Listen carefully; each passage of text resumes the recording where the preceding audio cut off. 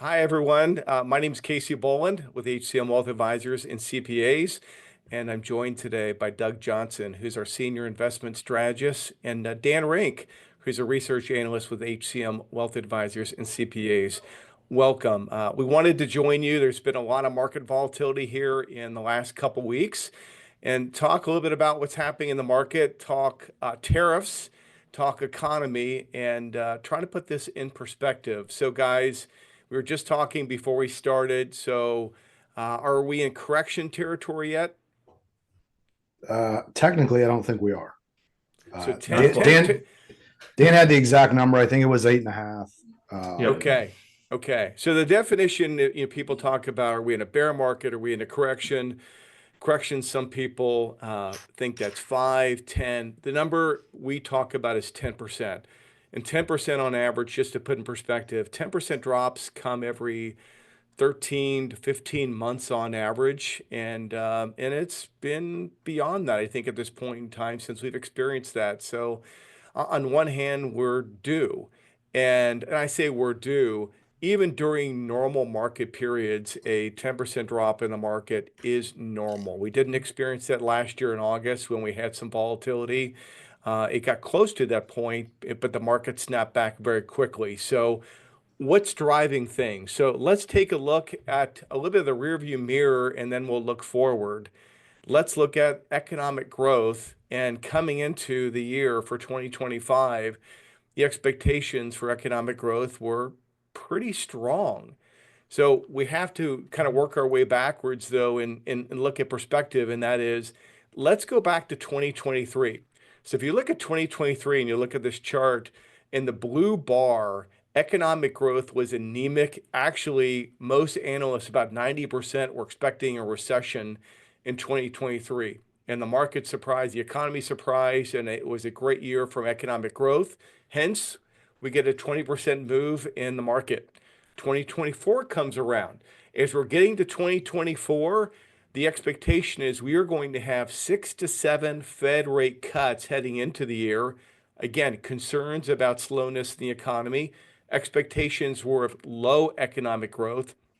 And in fact, expectations more than exceeded that as far as the results on GDP. So why are we talking about this? We're talking about it because expectations, whether it's the economic sense, it's the earnings sense, so many different areas are critically important to what can happen with the market.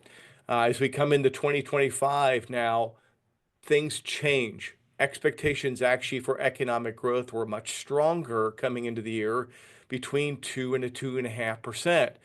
But we're going to now talk a little bit about expectations have shifted a bit, and certainly that's had a negative impact on the market. So let's move to the next slide. What does this negative shift look like? Okay, this shift shows a huge drop in projected GDP. Now, this is not to say where GDP is going to land. So there's an organization, the Atlanta Fed. You have the New York Fed has their own estimates. The Dallas Fed has their own estimates. The Atlanta Fed has their own estimates. And what it does, it's looking to track various economic data points. And you can see it's pretty volatile because when you look at the blue line, the blue chip consensus, which is the range of the top 10 and bottom 10 average forecast for GDP growth, it's moving pretty steadily in the course of the year. And then with the Atlanta Fed GDP forecast, actually in January, it spiked. It moved up close to 4%, only to come down a little bit, ease down a little bit more. And then right in the beginning of March here, it fell off a cliff. It was like the Wile E. Coyote moment, if you remember the cartoon days. And it looked like the face plant happened with the economy. And so what happened? And then it dropped again even more down to the point of where it is now. So there's a lot of pieces and factors that go into this data. A big one is trade deficit. So the trade deficit widened an enormous amount in the last month. Now, you have to look at that and say, well, why did that happen? Well, a lot of buyers are trying to get ahead of tariffs, which in turn may have hurt the trade deficit quite a bit this past month. We don't know yet, but that certainly may have been a driver, and that has a negative input on this economic data, as well as it was paired with you had some slowness in personal consumption and business investment expectations. So those have really driven that number down. And it's not to say we're going to fall this much during the course of Q1, but certainly we do have a scare that we may have contraction in the economy in Q1. If you remember back in 2022, we had one quarter where we did have contraction, did not result in a recession, but certainly the change in expectations is the concern. We came in the year with strong economic growth expectations. That's now really dropped and deteriorated some at this point. The other one is earnings expectations. Earnings expectations were for earnings to accelerate this year, and the outlook is still good, but those earnings expectations are starting to, the shine is coming off them a little bit, and expectations for earnings growth is coming down. So we're going to have to watch GDP expectations as the year plays on, as well as earnings expectations. But when you have changes in expectations, that can drive market activity. And hence, that's been a driver of why you've been seeing some volatility, the concern about inflation, tariffs, and what the potential impact could be, guys. So, from the standpoint of what are your guys' opinion with this Atlanta Fed GDP now estimate plummeting as much as it has? I don't think I can give my real opinion right now, but I think it's somewhat comical that they would reduce this much. Like I understand the reasoning for it. You mentioned the import issue with people front running tariffs, obviously put a huge negative number on this. Now I have read places where it says that as the months move forward, this will rectify itself and go back to normal. But I mean, to have it go from north of 2 to almost -3 over the course of 2 weeks, I mean, that just seems like a big number to me. I don't know. I Yeah, think I we mean, should. it's drastic. That is I mean, this is not an individual stock. This is the GDP of the United States of America. Yeah. For that big of a forecast miss, really. You have to wonder if there's any other exterior factors that they're. Yeah, but what I would say is it certainly caught people's attention. I mean, I think you really started to see the sell-off accelerate after this came out, and then also there was an ISM manufacturing report, which on the surface was fine, but I think if you read through the details, you saw that prices paid was elevated while the rest of the report was kind of lackluster. So you started to see and hear the word stagflation being described. And I think what's kind of ironic is, I mean, we started the year very much concerned about inflation, specifically through tariffs. Everyone was, under the impression that, tariffs are going to be inflationary. They're going to affect international. They're going to affect fixed income. And you look at the market right now, and it's basically the exact opposite. International is probably the best performing asset class year to date. Bonds have performed well, and the market has traded very much as if it is more concerned about deflation, I think, than inflation. You have yields down. You've got a change in leadership right now where you see things like value and defenses really performing well, while things like the Mag 7 has just gotten absolutely obliterated over the past 2 weeks. I think collectively down, last time I looked, down close to 10% for that collective group, and then that bleeds into growth. So I think there's definitely been a narrative shift that has caught people off guard, and maybe they haven't bought into it quite yet, but the market is kind of telling a story that deflation is maybe a bigger concern than inflation right now. The tariffs have obviously added to that uncertainty, but I think the combination of those two things has really led to this increase in volatility, and just investors overall trying to figure out, okay, where do we go next? Now, to be fair, this is on the heels of a close to 60% rise in the S&P 500 since the lows in 2022. So, in the grand scheme of things, this is, Casey, as you said, it's very normal. But I think in the moment, people are feeling like this is much worse, and in a little bit we'll talk about how bad and negative they are feeling right now. But it's a garden variety correction at the moment. So Dan, I know you had some thoughts on the seasonality here that I think might tie in well here. Yeah, absolutely. So this chart here shows the seasonality of the S&P 500 for the last 2 decades. What we're seeing here is that it's not very uncommon for the last few weeks of February, early weeks of March to see a low point in the year.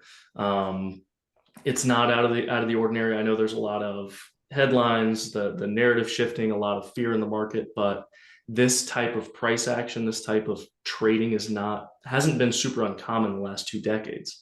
Now, I mean, that's a long period. I even went back just to double check individual instances, and you saw a lot of, blips right at the end of February, right at the beginning of March, that pretty much resolved themselves almost immediately. And I was trying to go back and look at, economic news, what was coming out at that time, and it seemed like there wasn't really much to it in a lot of the instances. Now, again, I'm not saying that's the case now, but from a seasonality perspective, this is not uncommon. I think you have an environment where we had 2 good back-to-back 20% plus years, and start of the year, February, March, you have a lot of people looking for reasons to reduce their exposure. And that could lead to this type of a seasonal drop. Now, as you can see on this chart here, the composite for the last 20 years, after this, March weakness, March sell-off, you've seen a pretty strong period from mid-March, May, all the way through the start of the summer. Again, not saying that this is going to be that instance, but this is not super uncommon. Doug and I were talking earlier today and this week that there's a lot of things in the market that are kind of telling us that this is a little overdone. The VIX being one, credit spreads. We're seeing a lot of information telling us that it doesn't really make sense for this much selling pressure. So, seasonally, it could just be people repositioning their portfolios for the rest of the year. But it is a very common occurrence over the last 2 decades for some late February, early March weakness. So, we're definitely going to see how things play out. There's a lot of, narratives, headlines, things that we are digesting that we're going to be taking into account the next few weeks. But as of now, we're looking at a garden variety correction, and it's honestly pretty common over the last 2 decades. Yeah, I mean, let's get into actually some of the details of that conversation we had. So sentiment is about as bad as it can get right now. So this shows the percentage of, I think it's the American Association of Individual Investors. I may have gotten that Institutional. Institutional investors. Thank you. But at any rate, it shows the percentage of that group who is quote unquote bearish. And what you see right now is we've got about 60% of those folks who are bearish as opposed to bullish. You might see that on the surface and say 60% is not really that big a deal. But then when you compare it to history, it paints a little bit of a different picture. So this particular version goes all the way back to 1986. And you can see a few of these spikes highlighted here. I know this is hard to read up here, but I want to go through some of these instances where we've had levels comparable to this or a little bit higher. Okay. So 70%, the bottom of 2008, 2009. So probably the largest and most painful bear market that most of us have seen in our career outside of 20 or the tech bubble. Second one, bottom of the 19, I think that says 90 bear market. Then you have 61. 1 month later, 1990 bear market. 60.9, bottom of the 2022 bear market. You have the midpoint of the global crash in 2008. You have the bottom again of the 2022 bear market. And then you have the S&P down 3% from all-time high. It just, Yeah, this number isn't even as of today. That's from a couple weeks ago. yeah, I'm sure it's higher than that now. Yeah. Now, granted, the S&P is probably down close to 5% from all-time highs, but the amount of just negativity in the market right now is it's basically on par with some of the worst market environments that we have seen over the past 30 years plus. So historically, when you get to these points, it usually signals some type of, we'll call it intermediate bottom. We're not saying it's the bottom, but it would not shock me in any way to see some type of relief rally here over the next few weeks, just based on this sentiment number alone. Now, whether or not that turns into a continuation of a bull market or just a reprieve in what becomes a new bear market, that is yet to be seen. And I think there's arguments to be made on both sides of that. But this is something that I don't know, has really jumped out at me. I've seen, I could put a number of different sentiment charts up here, and they would really all say the same thing. So it's a very dire environment right now for conditions that maybe when we take a step back don't seem that dire. I don't know, Casey, I'm curious what kind of sense you're getting when you're talking to clients about the current environment. Well, it's definitely of concern in that we've not had much volatility in a couple of years now, since 2022. And certainly I think the feeling has been we've been riding high, and the outlook coming in for the year was very positive also. And I think everything you were reading and seeing in a lot of the news was the outlook from all the analysts were very positive. So I'm surprised to see with this spike. I'm trying to look at history, and certainly there's been other times where it's maybe hovered around that area. And to your point, you can have rallies, and it doesn't mean that a bear market couldn't be coming down the road. But the speed of that, getting up to that level of 60, maybe around COVID, it looks like it may have been a similar time frame, but nowhere near the gravity and the drop of the market as far as how quickly sentiment became so negative. So yeah, it's again normally associated with reversals in the market. We'll have to see how this plays out. I think a good reminder that's been with conversations with clients is that we, while no one likes bear markets, we plan for these. We have a playbook that we follow if volatility continues to escalate and we have a downturn in the market, on how we handle that, as well as if a client is in retirement and they require income and cash flow from their portfolio, they have a bond ladder. They have to have a safety net in place such that we don't have to be forced sellers of equities to fund their cash flow needs. So we have a backup plan, and we plan for that. It's never fun when that time comes, and I can't even say that we're even there yet by any means.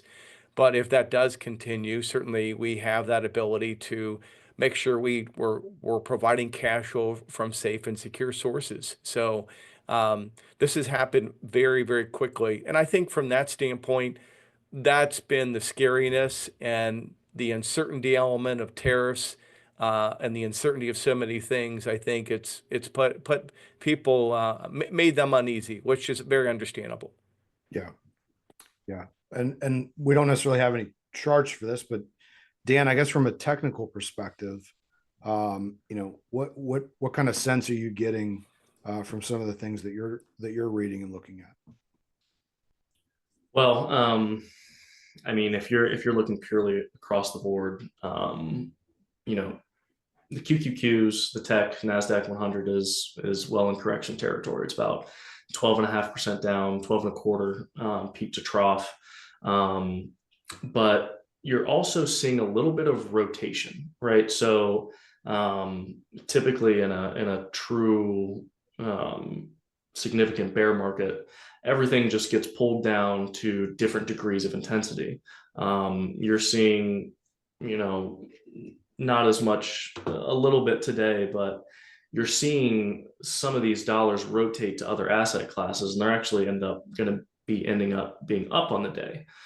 We've seen a few times where, tech really got hammered. The S&P 500 was down big, but some of our value names are outperforming, or, tech is getting hit bad one day and then international is performing. Dare I say international. So the bane of everyone's existence. In a true, bear market type environment, and, I'm not even saying we're less than 10% correction on the S&P. We're not even having that conversation yet. Things, they say correlations go to 1. So things all go down together at just different varying degrees of intensity. You're starting to see money rotate to other areas. They're not selling and going to cash. They're selling and going to defensives, or selling and going to international, or selling and going to value. It's not like they're selling and going to cash. So you're seeing big drops in the market, but at the same time, you're seeing money flow, and sector rotation is, a really, really strong thing to have, or a really, really good thing to have in bull markets, because that means people aren't selling and running for the door. And that's even an environment in which stock and bond correlations are going negative again. So you're seeing bonds rallying now, and people still aren't rushing to buy them. In a true risk-off environment, people will be selling their equities, buying bonds, bidding those up even more than they already are, but they're rotating into other risk assets. So you're seeing the S&P, it's at kind of a key level here. It's just below the 200-day moving average, but it's upward sloping. So that's still a very good sign.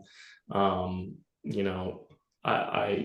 VIX is not crazily overextended to the upside, which kind of tells you that maybe this is a low volume kind of selling pressure, but I would definitely expect a bounce here, and then we would need to, continue the buying pressure, the bull pressure on any bounce to get us out of this little mess. But and another chart, we talked about tariffs, but I found this interesting in the sense that, this white line is basically the Trump, we'll call it trade war 1 with China, and kind of how that played out. And you look at the red line, which is Trump trade war 2, we'll call it, it's kind of playing out the same way.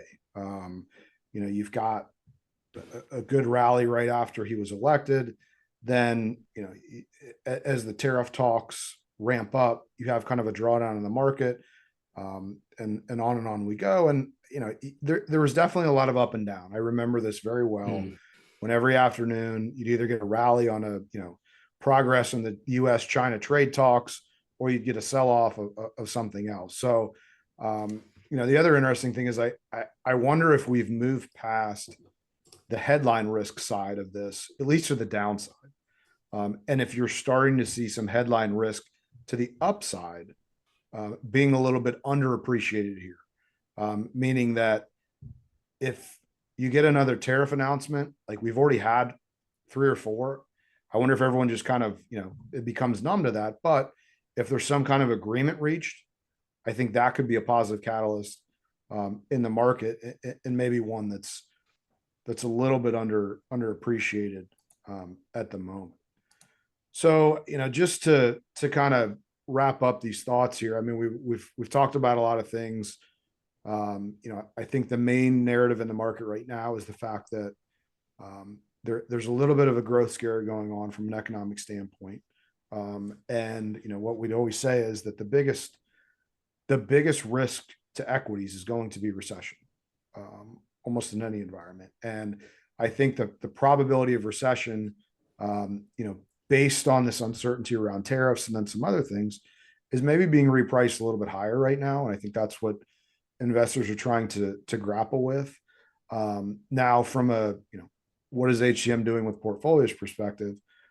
We had been overweight equities in our portfolios since November of 2023, which is ironically around the last time we saw these type of conditions in the marketplace. I guess you could say last August, when we saw close to a 10% correction, but some of the internal signposts didn't quite match up with what we saw back then. I think the difference now is we're close to 30 or 40% higher in the S&P. And I think the risks are a little bit different right now. And because of that, we went ahead and reduced that equity overweight slightly. It's still, we still have an equity overweight position, but we've taken it down just a little bit and then rotated some money from the growth side of the portfolio into the value, recognizing that, value is showing some strong leadership. So, what I would call it more of a risk management move than anything else. We haven't made any calls to completely take the equity overweight off or even go underweight equities yet.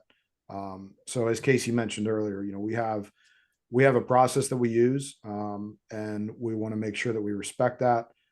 It allows us to be as objective as possible as we're making these decisions and not allowing emotion to kind of cloud that. So as news breaks, as we get new data, we'll continue to take a look at those and make moves accordingly. And we'll just kind of remind everybody, we have a saying here that I like to use. Every bear market starts as a 5% correction or sell off, but not every 5% sell off turns into a bear market. So it's important to remember that. It's important to remember that bear markets, bull markets, they're all processes. They very rarely happen in a straight line or in the blink of an eye. So whichever direction this market turns, we feel like we've got the processes and procedures in place to handle it effectively and efficiently. So anything else you guys want to add before we wrap up here? I don't think so. Okay. All right. Well, I would say, thank you for joining us. We truly appreciate your business and the trust that you put in us. And as always, if you have any questions, comments, concerns, please feel free to reach out to myself, to your advisor. Anyone would be happy to help.